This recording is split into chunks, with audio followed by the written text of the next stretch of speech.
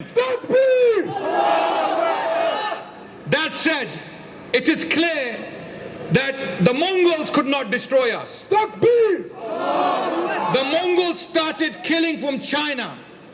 They went on a killing spree throughout Central Asia. They went as far as Syria, killing. Some estimates state that they killed 10 million Muslims. And yet, Islam lives to this day.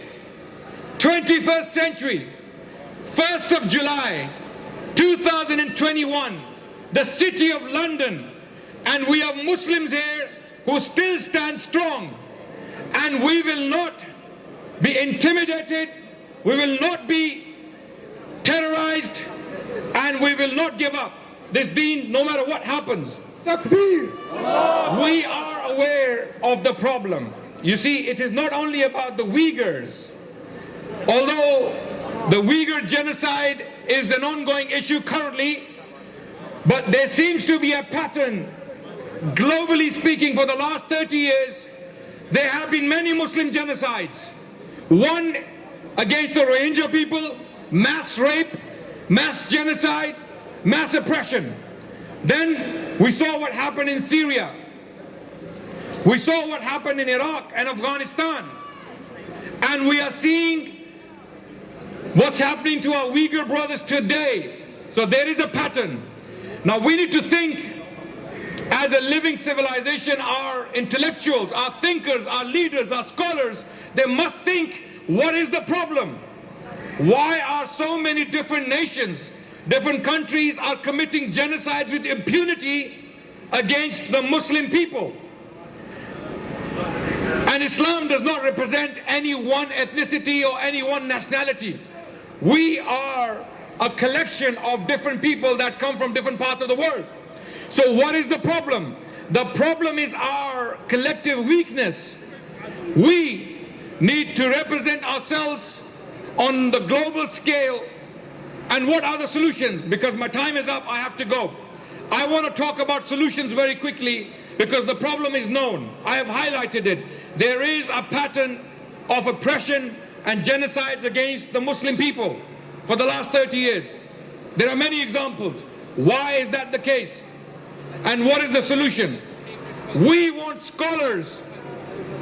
We want sincere politicians who do Islamic politics. We want journalists. We want independent news channels. We want our voices heard. Our voices are suppressed systematically on the global scale, and anytime a Muslim speaks up against oppression, he's labeled a terrorist, an extremist. To hell with these people who tell us that. Takbir! We will not be intimidated and we will not be scared. We will speak for our brothers and sisters around the world, no matter where we are.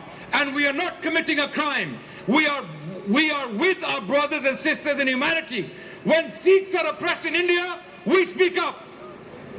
When anyone else is oppressed anywhere in the world, whether it's in South America, whether it's the Aborigines of Australia, or whether it's the Native Americans in America who are trying to claim back their land, their sacred land in Dakota, or whether it's the Canadian natives, wherever the people are oppressed, we stand with them. It is not only about the Muslims.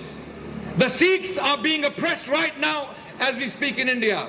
And there is another genocide in waiting. Guess where?